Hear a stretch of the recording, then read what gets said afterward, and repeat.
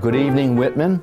Good evening, Whitman, and good evening for those who are sharing their company with me. And this evening, my name is Gary Hylander, and I don't like to, just so you know, I'm certified or credentialed. I have a PhD in American history from Boston College, American history and American government from Boston College, and I am a retiring college professor at Stonehill, BU, Framingham, and so forth. But I'm still hanging on, even with that golden parachute. I like doing what I do. I like going to work on Monday morning. So this evening, this is the second part of our three-part series on the 1960s. And were you here last time? Yeah. Okay, and we did the Tet Offensive, didn't we? Yeah. And we talked about Lyndon Johnson and the Tet Offensive, and in January of 1968, and that's where I'd like to begin. To remind all of us and our viewers that Lyndon Johnson never wanted to be a war president. Lyndon Johnson wanted to be a domestic president. That Lyndon Johnson wanted to give gifts to the American people. And those gifts were called the Great Society. And as Lyndon Johnson, and I'm going to back up to John Kennedy and Martin Luther King in a moment, but for Lyndon Johnson, that when he talked about a great society, you see, he was looking for a term that would encapsulate his program of gifts to the American people. And he had asked his aides, particularly Richard Goodwin, I need a term, I need an all-encompassing phrase, like Theodore Roosevelt.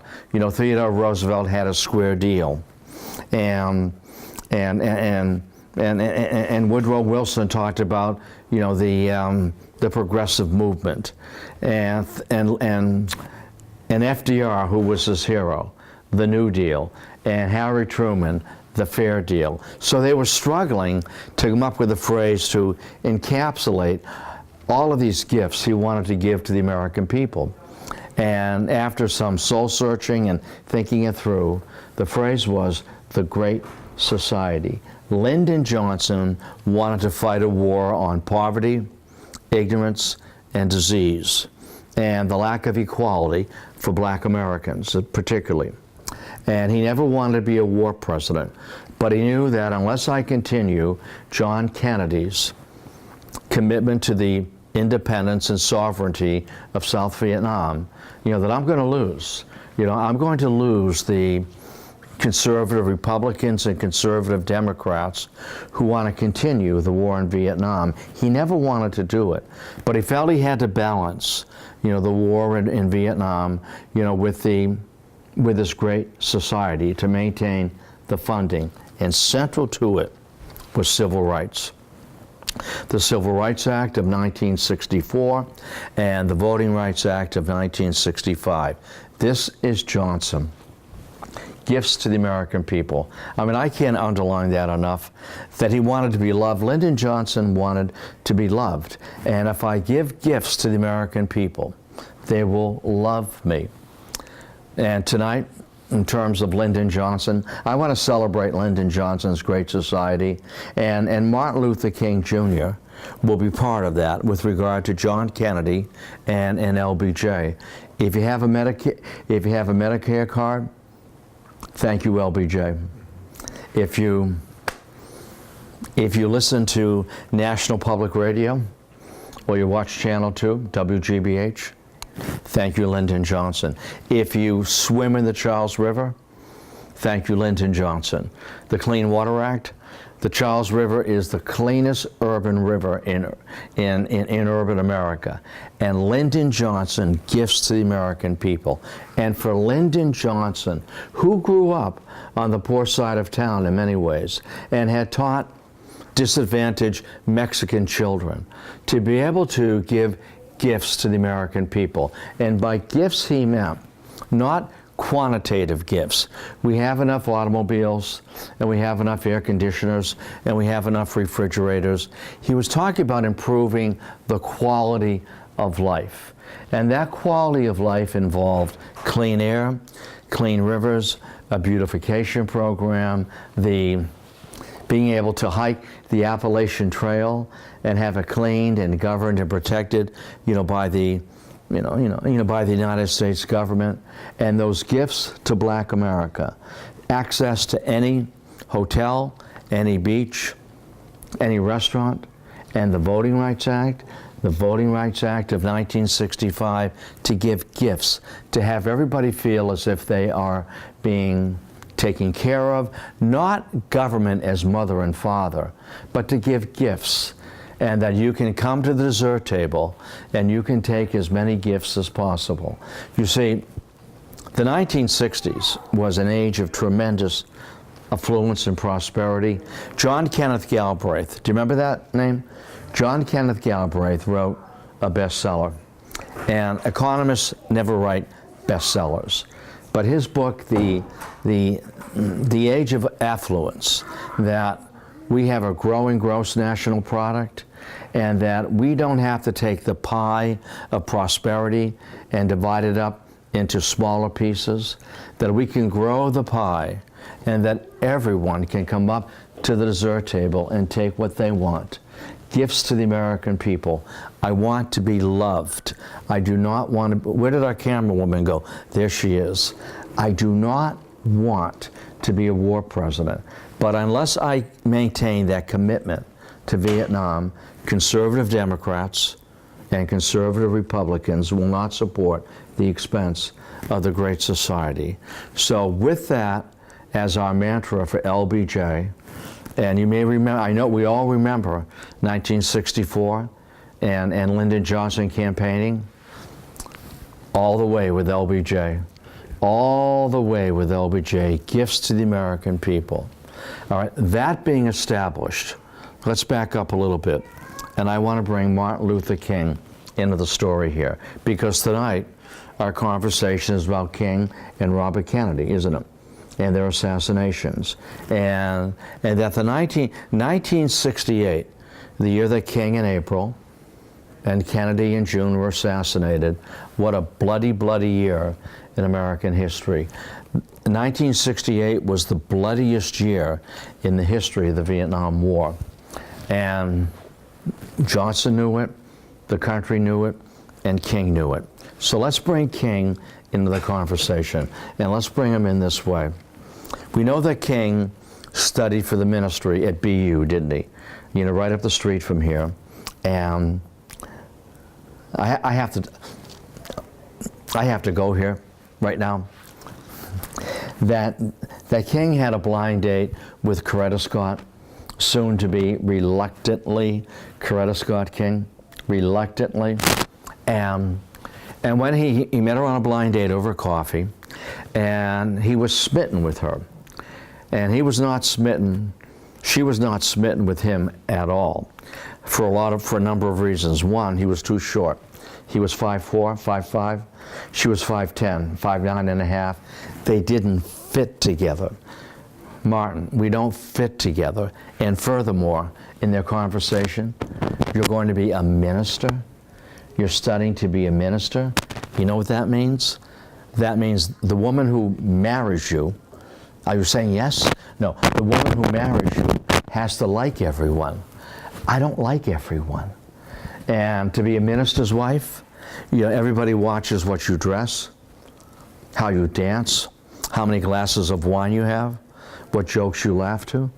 I don't want any of that. I want to stay. I'm from Selma, Alabama. You're from Georgia. You know what it's like in the South below the Mason-Dixon line. I want to stay in New York, and I want to be a vocalist in New York. I don't want to go back to Selma, Alabama. And you know how guys are persistent, aren't they? They're like crabgrass. They don't go away. The more you tell them to please go away, the more they telephone you. And I mean, this is before restraining orders. And for Coretta, I don't want any part of this. But he was persistent. And he said, you have to accept the ABCs of our relationship. And I know she said, what are you talking about? The ABCs of our relationship? Coretta, the ABCs of our relationship, you have to admit to it, believe in it, and commit to it. I don't want any part of this guy. Well, he persisted. He did not go away. And eventually they were married. And Daddy King, his dad, who was a minister at the Dexter Avenue Baptist Church, Daddy King said, you know, you're going to have a problem with that woman, Martin. I'll tell you why. Because you've just told me that she's willing to marry you, but in those vows, she's very untraditional. She will say that I will love you, and I will honor you, but I will not obey you. I'm not using the word obey. Now, I mean, today kids write their own vows, don't they?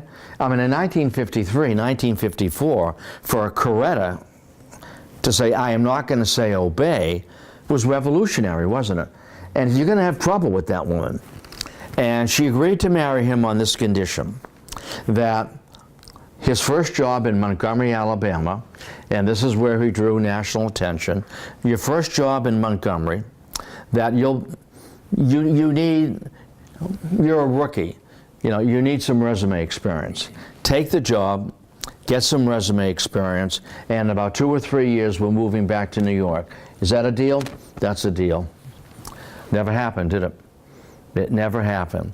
When King went to Montgomery, Alabama, the first capital of the Confederacy, that he got caught up. You know, he got caught up in the emerging civil rights movement of the 1950s. And by caught up, I mean this: when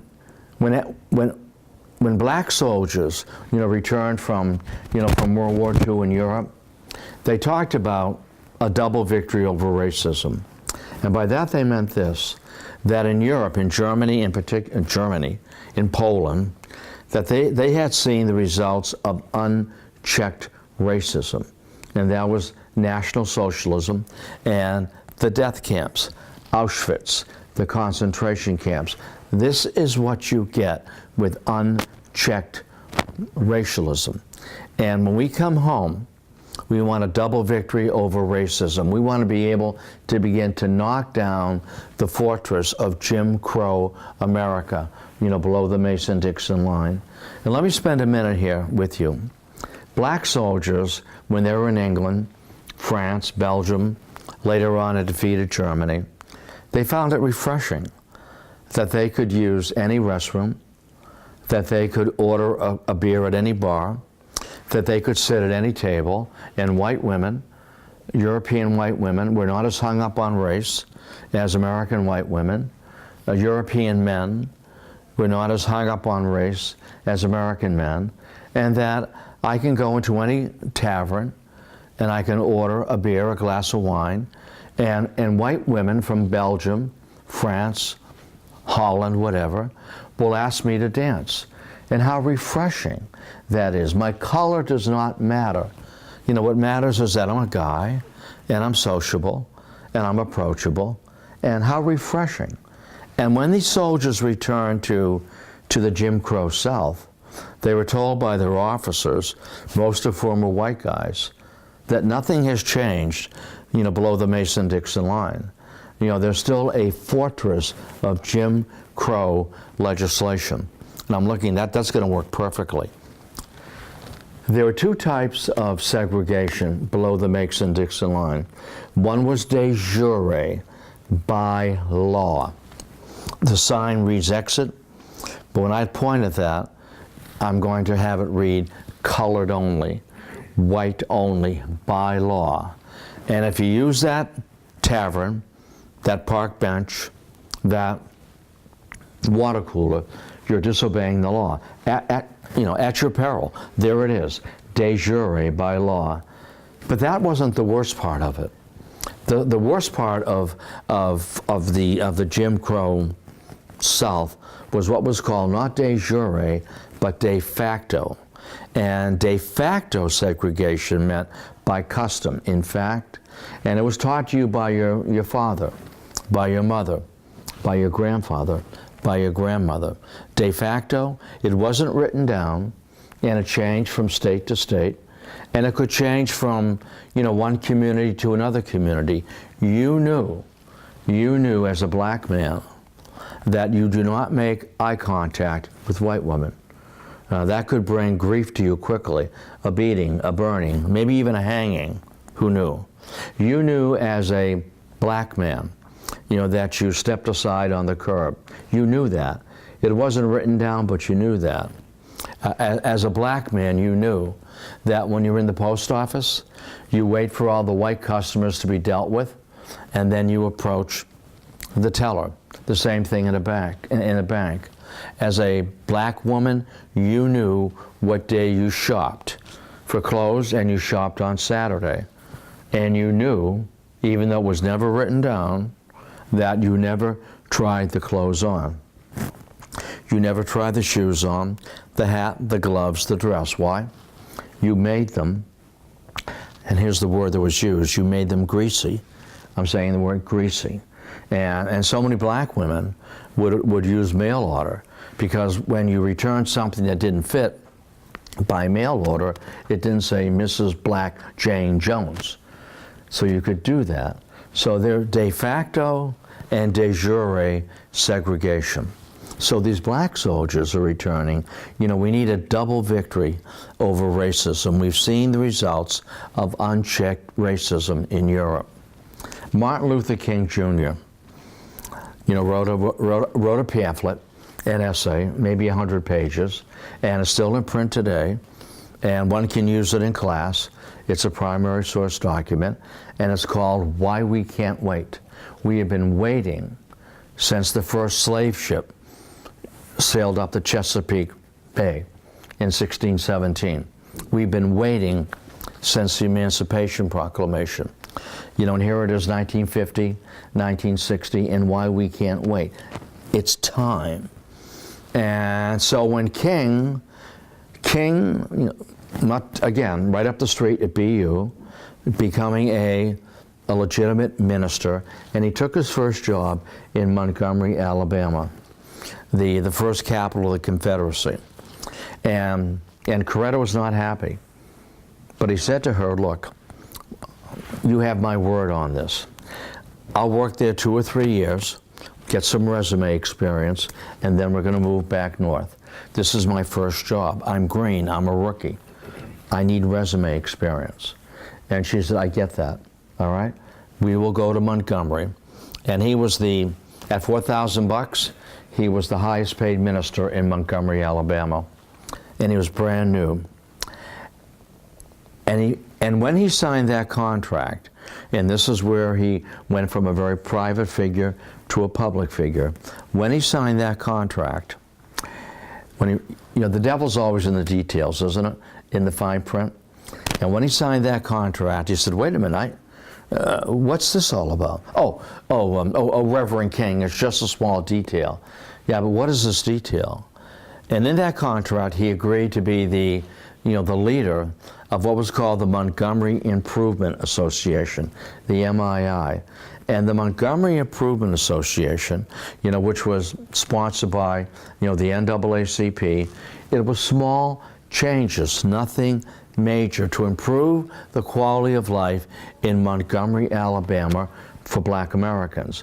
Montgomery, Alabama had a population of 120,000, 50,000 of whom were black, to improve the quality of life in small ways, that we can use that water fountain rather than having to walk all the way across town to use that water fountain that says colored only. That we can sit in this bench if we're tired, rather than to walk a half a mile to sit on that bench. To have the police officers be more polite when they pull us over. Small things, not major things. And so he became, by default, the leader of the Montgomery Improvement Association in Montgomery, Alabama. And the big task, the big struggle, was to be able to board buses and to sit, where we wanted to sit, first come, first serve. Because the buses, when you boarded the buses, it read black only to the rear, colored only, not black, colored only, and white only to the front. And we want to be able to have integrated seating. In other words, first come, first serve. You know, that we don't have to, if we're sitting in the front, in the front portion of the bus, to have to get up and move to the back as more white people come on board. And it isn't. It's just a matter of protocol and a matter of fairness and a matter of justice. Can we do something about that? And the owners of the bus company said no, black color to the rear, white to the front. And into this story, by happenstance, by accident, unexpected, and we know that sometimes things catch up to you, don't they? You know, that sometimes things happen in your life you're not prepared for. And I want to give you the name Rosa Parks. We all know the name Rosa Parks, don't we? The first and only woman ever to lie in state in the National Rotunda. And Rosa Parks never expected it to come her way. She was a seamstress. It was the Christmas season. She was tired. She'd bought some Christmas gifts. She was waiting for the bus. It started to rain. She was the secretary of the local NAACP, and she boarded the bus, and she sat in the mid-section of the bus because it was empty, white to the front, colored to the back. And the protocol was, as the middle of the bus fills up, that you move to the back. That if there's and the way it was set up is this way. Let me get up just for a minute. You don't have to move. And the way it was set it up, the bus, it was a small bus. It could carry 36 passengers. So here's the middle aisle. And Rosa, let's say, you know, Rosa is sitting on the end here, looking out the window. Here was the protocol. If this is an open row, and it's open in the middle section, and you sit here, and then a white person boards the bus and sits here, or maybe sits over here, you need to get up and go to the back, because that row is now open for white people. That was the protocol. You know, if that whole row is now open, if you sit here, you have to get up. If a white person boards the bus and there's no seating to the front, and they sit here, you need to get up. There was no sign that said that, but it was de facto segregation. So Rosa, let me be Rosa. So Rosa's sitting here, and she's tired, and it's raining, and she's not looking for any trouble. So she's sitting here, and a white person sits over here, and she does not get up. She's not looking for trouble. I'm tired. I'm just tired. I'm not looking to cause any trouble. She'd never been arrested, and the bus driver stopped the bus, came down, began getting after her in the worst way with racial epithets, and she refused to move. I'm tired. And she was arrested, and she was fined, and her husband, Ray, Rosa, we don't need this. We don't need this. Now you are a marked woman. And from that, you know, came and this is where King goes national, as the leader, the point man for the Montgomery Improvement Association, that we are now going to boycott the buses. We're not going to ride them. And we're going to bring economic pressure on the owners of the bus company. 3/4 of the riders were black. They couldn't afford automobiles. They couldn't afford the insurance. And Rosa suddenly found herself in the very center of the perfect storm. And they had hoped, you know, that by not riding the buses, that they would bring economic pressure on the owners, and the owners would simply say, okay, you know, we'll do what happened in Baton Rouge, Louisiana, when the blacks in Baton Rouge, Louisiana no longer rode the buses, and the bus company lost revenue, that they took the signs down, white only and colored only, and people could sit where they wanted to sit. And maybe it'll be 2 or 3 weeks. Well, they walked for a year. Martin Luther King Jr. was a devotee of passive resistance. We're not going to lay down in front of the buses. We're not going to burn them. We're not going to fill them with passengers. We're simply going to walk to work. And over time, when you lose revenue, you will see that seating here or there is the best way to go, and you'll get your you'll have your profits back again. King was a devotee of. He read Thoreau. Remember reading in school, Thoreau's essay "Civil Disobedience." Do you remember that? I mean, it's a small pamphlet, and that sometimes you need to put you need to stick your neck out, or maybe to put your life on the line.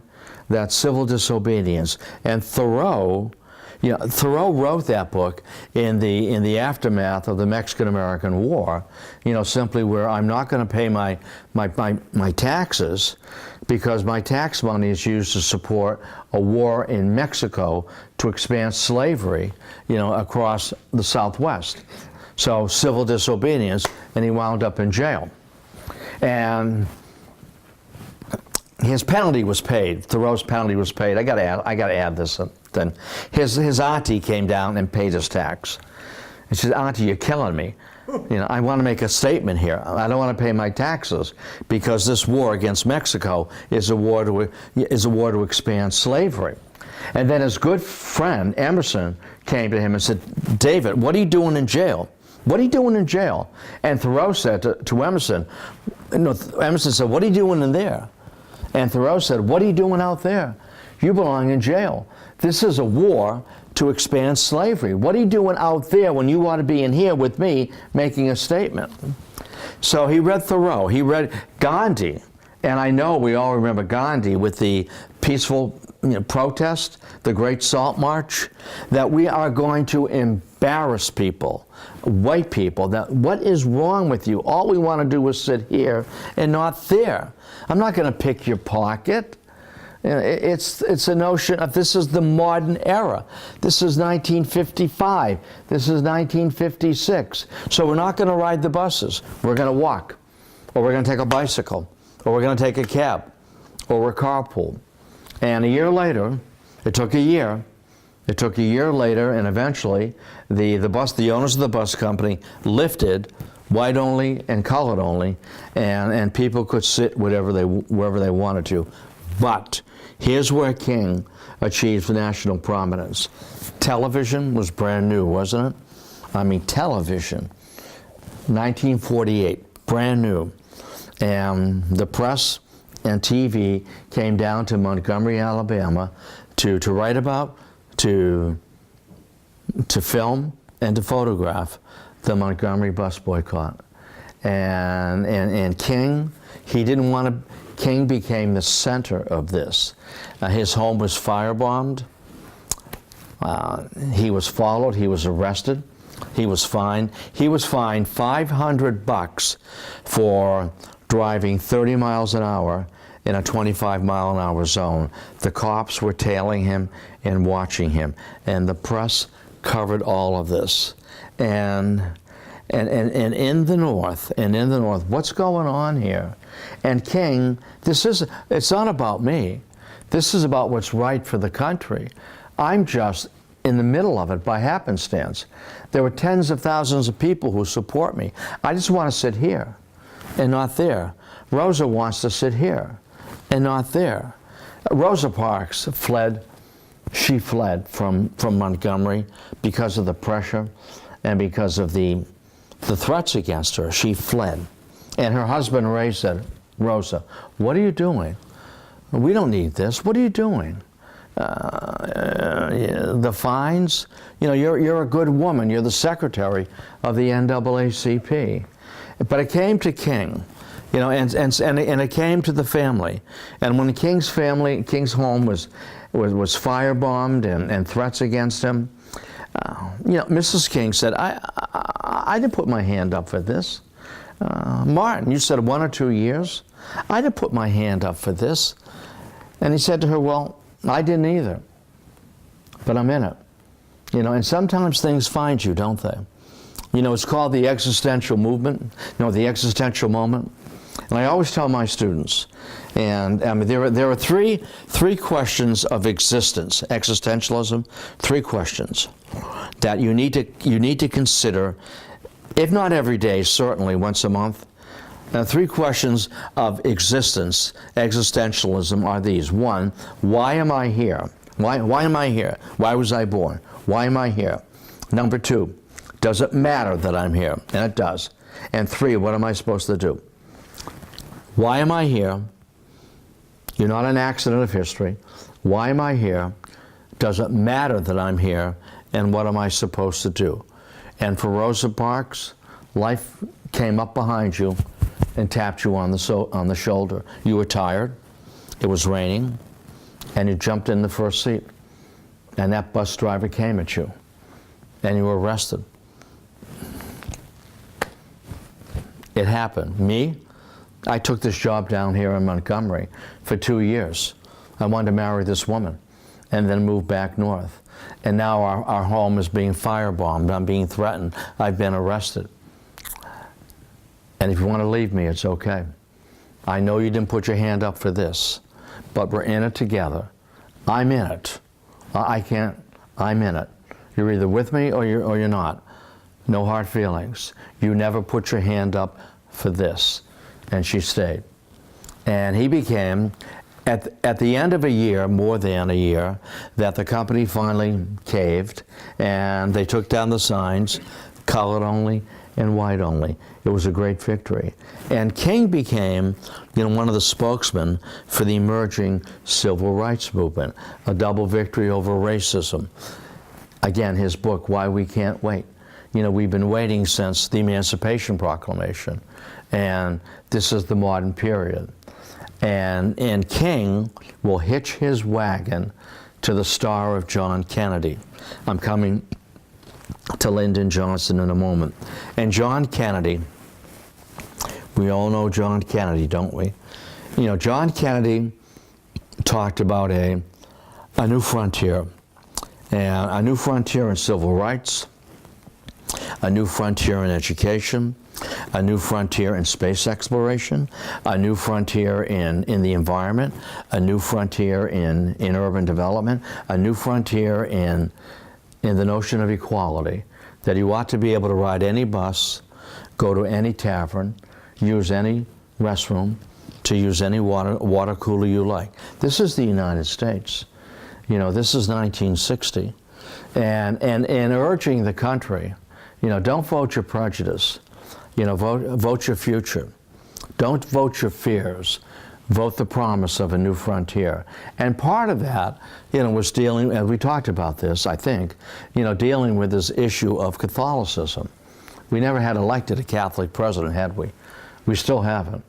And Kennedy appealing to the better nature of America's, to the better nature of Americans. This is Kennedy. I refuse to believe that the day I was baptized a Catholic, that I could not serve this great country as your president. This is 1960. This is the modern era. Vote your future, not your fear. Vote your pride, not your prejudice. I happen to be the nominee of the Democratic Party who's Catholic. That doesn't mean I'm a threat to the country. These are new times, and we need to rethink the whole issue of equality. And this is Kennedy. And in saying that, he was so timid and so reluctant, and he never really knew any black people. But it was a vote getter, wasn't it?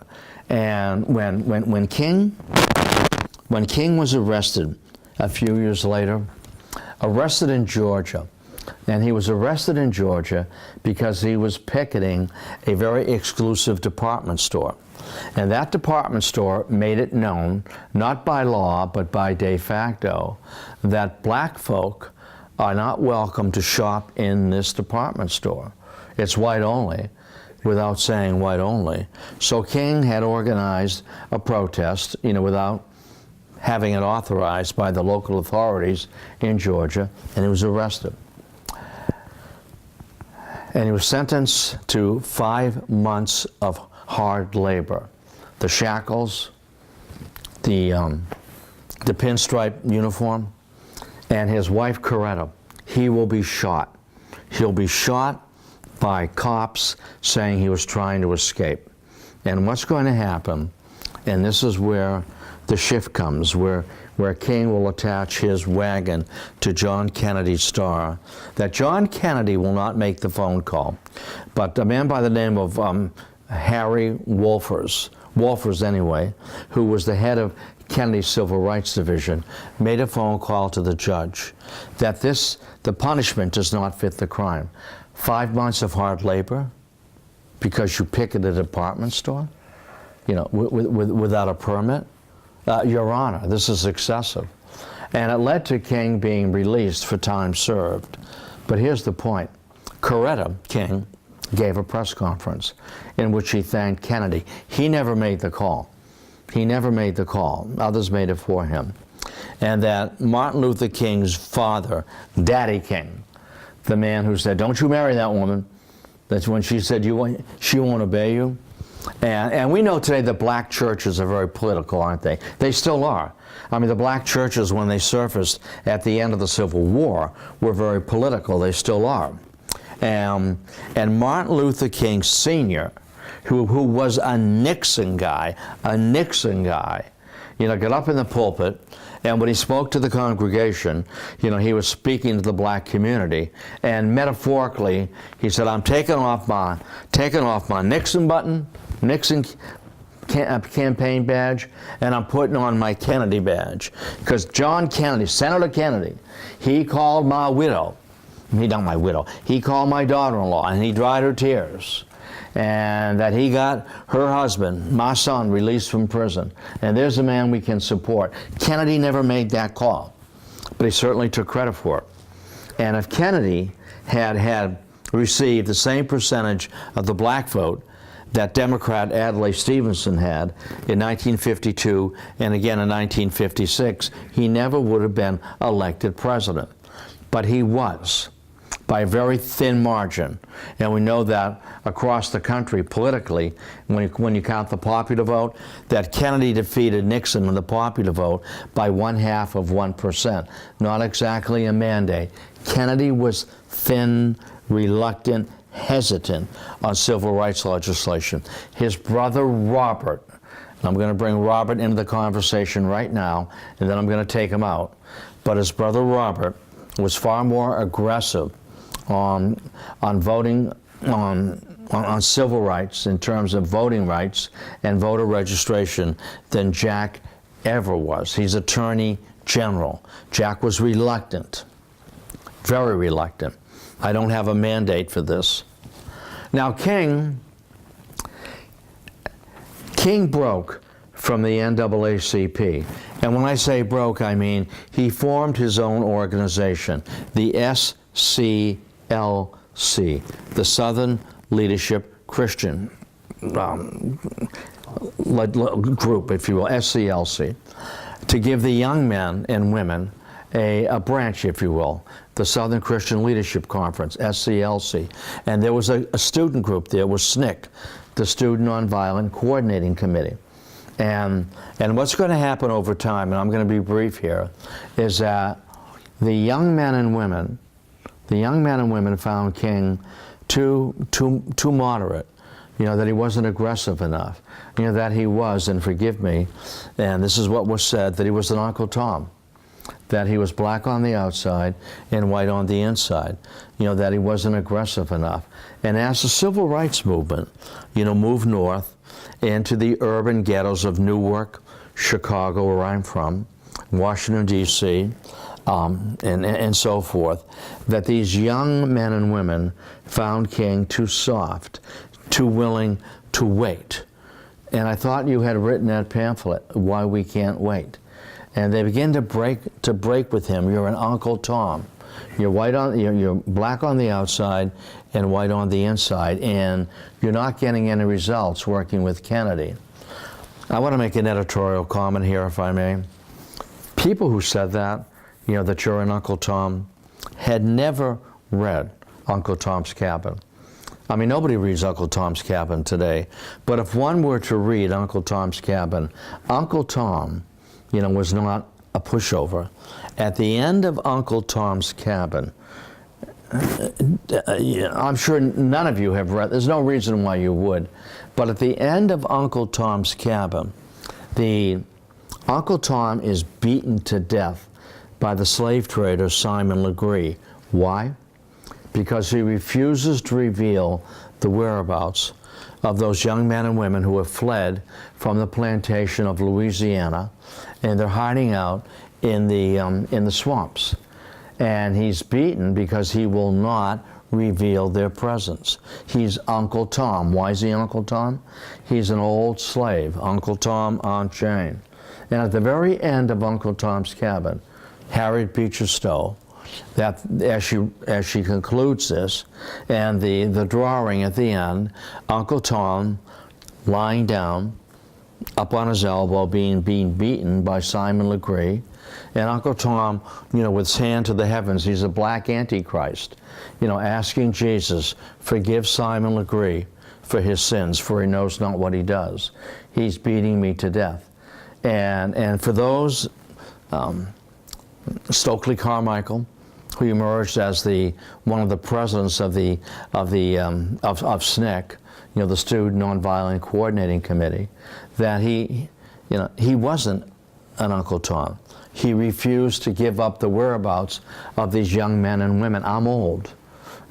I have no future here.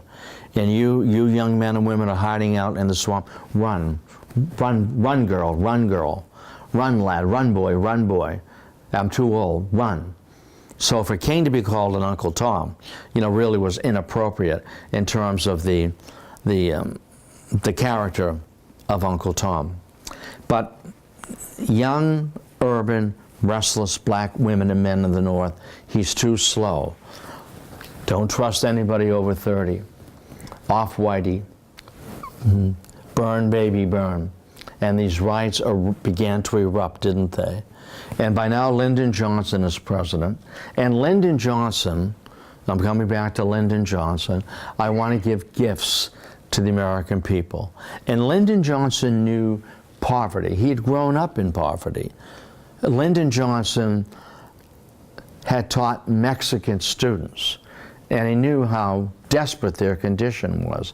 And part of my great society, to improve the quality of life, not the quantity, but the quality of life, to be able to vote. And to be able to ride any bus, to be able to take a hotel room anywhere, to be able to vote for members of the school committee. For most black families, it wasn't about getting into Disney, and it wasn't about getting, teeing up at Pebble Beach. It was voting. Who's the sheriff? Who's the judge? Who's on the school committee? To make sure that my children have trained teachers, new textbooks, that the roads get paved, that the mail gets delivered. It's not about teeing up at Pebble Beach. It's about voting for people that have my interests at heart as a nation. I was reminded of that today when I was listening to some of the remarks by Chief Justice John Roberts, when he said, I am not, as Supreme Court Chief Justice, I want to rule in the interest, I want to make my vote count in the interest of the nation, not an ideology, not a party. And this is Lyndon Johnson, the quality of life, poverty, ignorance, disease, opportunity. Lyndon Johnson was a legislative genius. I mean, he truly was. I mean, he knew how to get votes. He knew what it took to get your vote. And that's a whole conversation for another evening that we're not going to get into. But Lyndon Johnson knew that I want to give gifts to the American people. And he knew from his background and the background of these students that he taught, Mexican students, that we need to improve the quality of life. It's Lyndon Johnson. I said earlier, if you have a Medicare card, thank you, LBJ.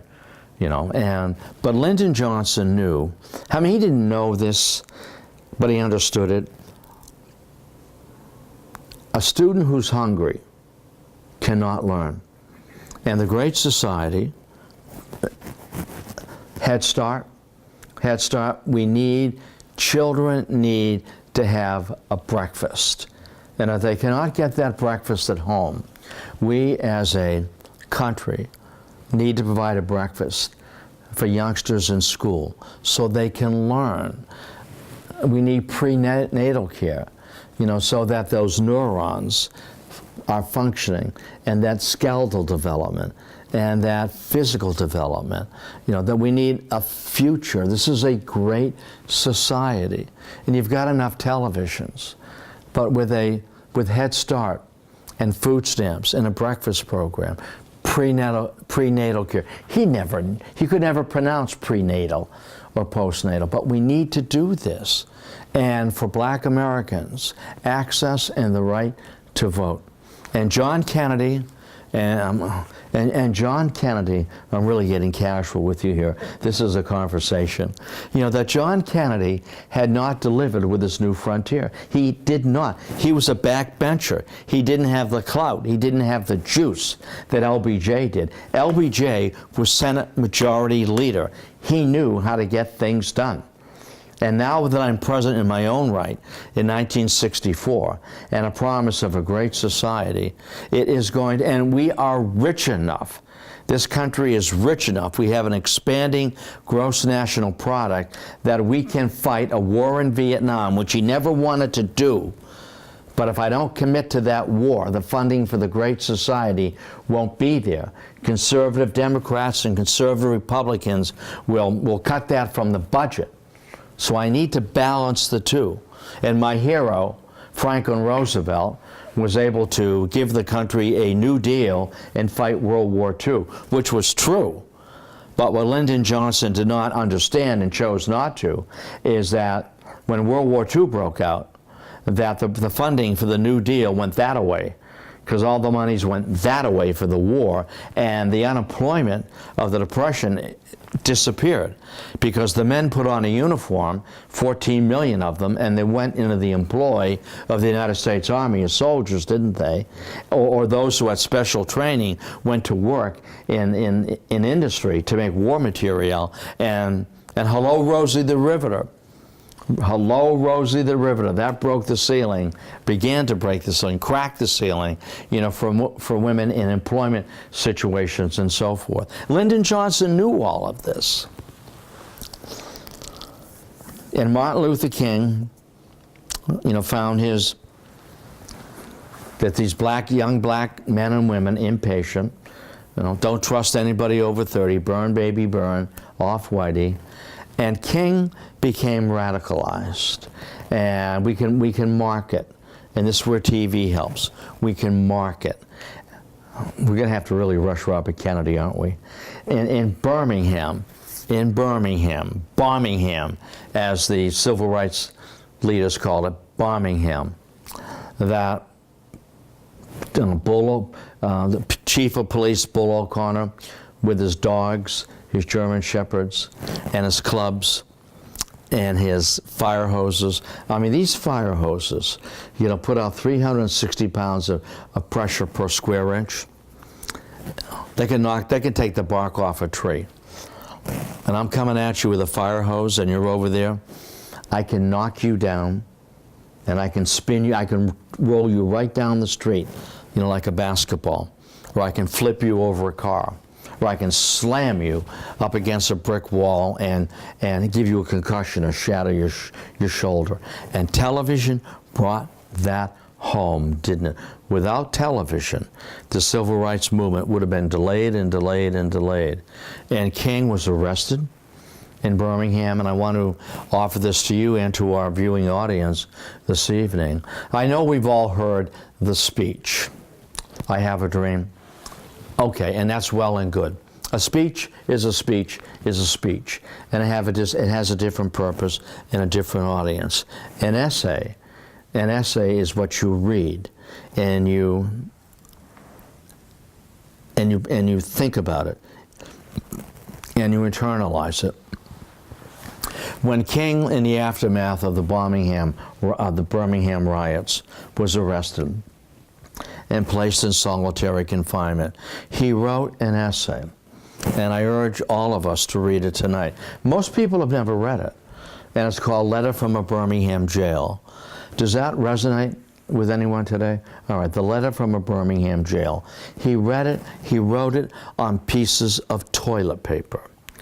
And he passed it to sympathetic guards who kept it sheet by sheet by sheet. And when King was finally released, I mean, this was the this was the raw material for his essay, Letter from a Birmingham Jail. And when you read it, he appeals to the moral sensibilities of the pastors in Birmingham and the American people. You know, that I'm not looking for trouble here. I can't help the fact that I have black skin and curly hair. I can't help that. That's the way our God made me. He made you a little different, but he made me this way. And so why do you persecute us? Why do you beat us? We just want to be able to use that restroom or that water fountain or to be able to vote. Why do you do this to us? What have we done? And this is Gandhi. This is Gandhi. Why do you do this to us? Why? Why? Why? We're all in this together. Why am I here? Why am I here? Does it matter that I'm here? And what am I supposed to do? And for King, I write this. And as he saw the movement slipping away from him because he was seen as being too thin, and in 1968 he considered forming a political party with Dr. Benjamin Spock, the baby doctor. And Dr. Benjamin Spock, Spock in a sense felt that I'm the dad of all these kids who are protesting the war and civil rights, and the dad of those kids in Vietnam that are being shot, because my book written in 1946, the first year of the baby boom generation, that I helped raise these kids, in an intellectual way, in an indirect way. I helped raise these children, and they're protesting the war. Others are being killed in Vietnam. Others are being, getting cracked on the skull by the cops, and the two of us will campaign together in the People's Party. And King asking, and in his speeches asking, we spend $10,000 to kill one Vietnamese, and we spend $50 with our great society to help American people. Where's the equity in this? Why are we fighting this war in Vietnam and spending so much money to kill these people of color? What's our quarrel with them? And we have problems here. And Spock, if you will, in his mind, I am their fathers. You know what Spock said? Spock said, throw the rule book away. Remember that? Bring up your child in the way that makes you comfortable and makes him comfortable or her comfortable. And boy, I remember, it's not, there's no one, when people tell me I treat my children the same, I say, you're wrong. You don't. You treat them equally. Each child has their own individual needs. And as a parent, as a teacher, you need to know that. That they need to be treated individually. And that's what Spock said. There's no one size fits all. I have to share this with the audience, and with you guys as well. I remember my firstborn. Man, that kid never slept. And walking him around the house and offering him a deal. If you go to sleep, I'll give you $5. And then he, and very gently walking to the crib and putting him down and walking away, and all of a sudden, those eyes would open again, right? I just lost another $5. But that's Spock. You need to treat these you don't treat your children the same. They have individual needs. And that's how a parent operates, and a teacher operates, and a clerical operates, and a mother operates. In any event, I don't mean to get into that. So King is looking to go political. And he winds up in Memphis, Tennessee, to support a strike by sanitation workers, and particularly the black men who pick up the trash, not a glamorous job, but they're not being paid the same rate of pay. And so they've struck. And King goes up there to represent them. And by now he's exhausted. It's 1968. And frankly, truth to tell, he's drinking too much. He's smoking too much. He's cheating on his wife. And you know, we all know this, don't we? The FBI. You know, the FBI had him taped. The FBI had his phone recorded and sending tapes and recordings and video down to Coretta in the hopes that she would divorce him.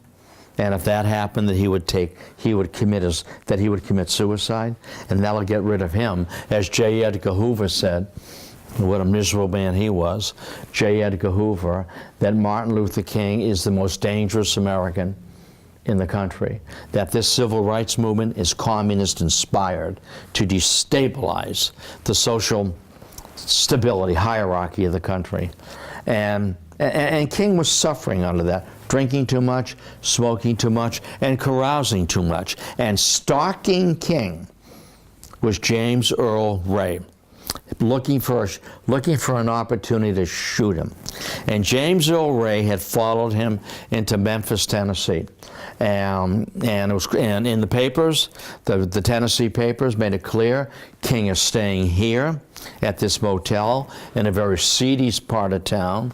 The brothels were there, the taverns were there, the gaming parlors were there, and James Earl Ray followed him in there. And he took a motel room across the street, and there was only one bathroom on the floor, and he knew that King was right across the street, and maybe I can get an opportunity to shoot him. And he had to wait until the bathrooms were clear. King was staying at the Lorraine Motel. And James Earl Ray, waiting and waiting and waiting, the King car pulled up, with his aides, and they got out, and they went into the motel room, and they were getting ready. See, King had a premonition of his death. The evening before, he'd addressed the people, and he was so despondent. And we remember this, that he told the crowd, and he energized the crowd, that I've seen, and King was a preacher man. A preacher man. I've seen the promised land. He would spread that word out. I've seen the promised land. The promised land is over there, brothers and sisters. And I may not get there with you to the promised land, but it's there. The promised land is there. And that evening he went home, showered, went back to the motel room and showered, and went out on the balcony. And James Earl Ray had always been waiting for him to, if you will, be vulnerable on the balcony. And he was out there, getting ready for dinner and smoking. He smoked cool menthol. And King had a hunting rifle, a 30-06, and if you've ever, I'm not a hunter. I don't shoot Bambi, but I know the scope he was using, and I've seen the scope at one of these hunting stores. And you put the scope up to your eye, and you could be 100 yards away, but you are as close as we are together with that scope, and I got a good shot at you. And James Earl Ray was a hunter. And King came out on the balcony. Ray got his weapon. The bathroom was available, opened the window, put a round, tore the side of his head off. And he's dead. Robert Kennedy had thrown his hat in the ring for the presidency when Lyndon Johnson announced that he's not going to seek re-election. And Kennedy was in Indiana campaigning. And he got word that King had died. Now, that word was very carefully held for fear there would be, because there were riots in the streets, and there had been. And King's in Indiana, Kennedy's in Indiana, and he wants to go to Indianapolis, and the black section of Indianapolis, very dangerous part of town. And to tell these people that Martin Luther King has just died, and the cops say, absolutely not, absolutely not. You can't do that. It's too dangerous. The mayor of Indianapolis, who was black, said, don't do it. I don't even go into that part of town. It's too dangerous. And Kennedy said, what good does it do If I ask them for my vote to be president of the United States, and I'm fearful of talking to the American people, what kind of a leader am I? That I fear the American people? I'm going.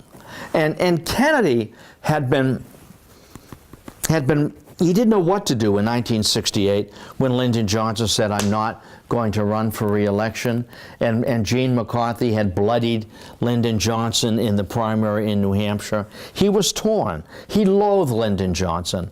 Lyndon Johnson loathed him. And Kennedy, you know, if I declare for 68, you know, it'll be seen as being personal against Lyndon Johnson.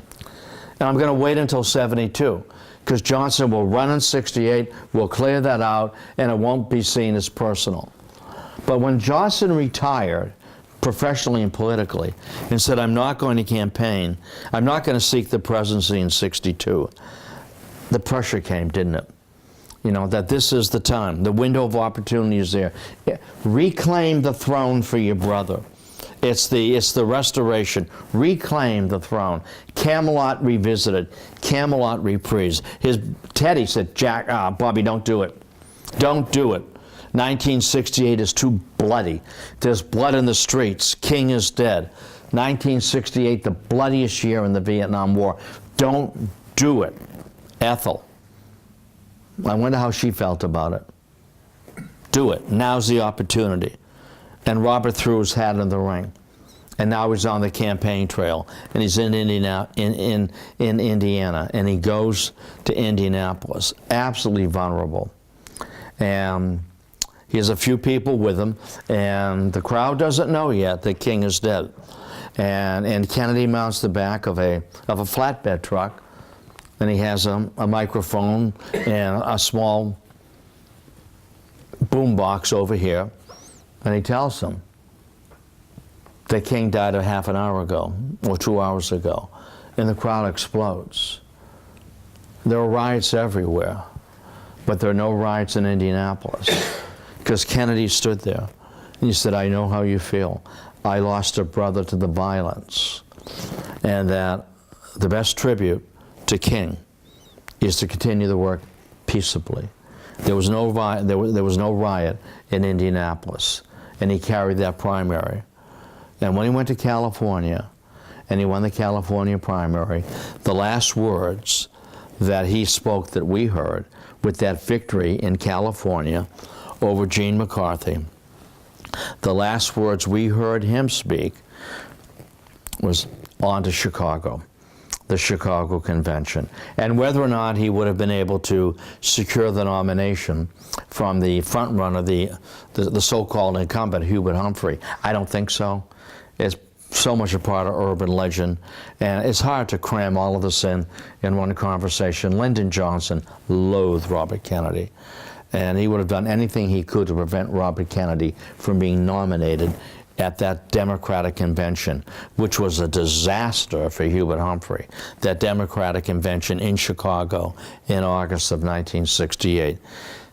Kennedy never made it, you know, on to Chicago. Roosevelt Greer, big lineman for the New York Giants, was pretty much his personal bodyguard, and the crowd was so huge. I mean, it was so rapturous that we can't get through that crowd.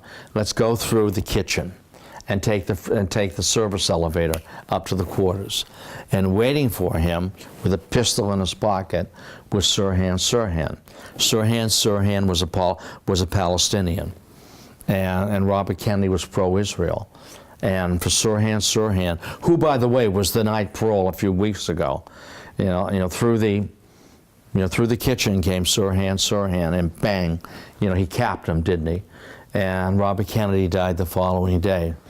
I've always believed that James Earl Ray was a paid assassin.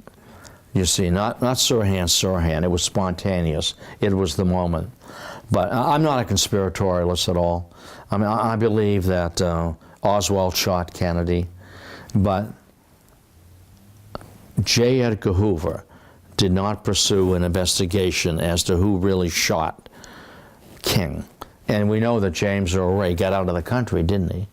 He made it. He was arrested by Interpol in Europe. And I've always believed that he was hired by people unknown to stalk and to kill King, as J. Edgar Hoover said, the most dangerous man in America. All right, so there you have it for this evening. A little clip, albeit, I mean, so much that goes with it. You know, just a little clip, King and Kennedy, you know, the civil rights movement, and in 1968, a very, very bloody year for the country, at home and abroad. So before I leave, I know you maybe have a question, you know, or an observation, and maybe you went to New Hampshire, and you worked for McCarthy, and you were clean for Gene, and as a young woman, you cut your hair, you put a bra on, right? You wore some makeup, you wore a dress, and you had a little pump heel. And for a guy, you're clean for Gene. You cut your hair, you put a three-piece suit on, and you put on a pair of old men's shoes, wingtips, you know, or maybe, you know, or penny loafers. I don't know. We all have a story, don't we? A question maybe I can help you with? Pardon me? I have a question. Sure. If Lyndon Johnson had managed to get the presidential nomination in 1960. If he had what? If he had gotten the presidential nomination in 1960. In 1960? Would there have been a Vietnam War? I don't know. The question is, if Lyndon Johnson had got the nomination in 1960, you know, would there have been a Vietnam War? That war was right on the cusp, wasn't it? And John Kennedy was quite uncomfortable with that war. And he always kept it low cost, low risk, low profile. I don't have a clever answer for you. I do know what happened in '64, that Lyndon Johnson was told by Kennedy's aides, if you walk on the war, say goodbye to the Great Society. I don't know. Lyndon Johnson was not a war president. Lyndon Johnson, his skills were not in foreign policy. They were in domestic legislation. I don't know. I'll tell you what I do know. If that John Kennedy had been reelected in '64, he would have left. Would never have gotten out of control. He was too clever, too smart, too cool, too self-centered, you know, to let that war gobble up his reputation. But he wasn't there. He wasn't there. Lyndon Johnson was. And my daddy, you know, this is LBJ, my daddy fell at the Alamo, which wasn't true. But Lyndon Johnson made up stories all the time. My daddy fell at the Alamo, and I'm not going to abandon the people of South Vietnam.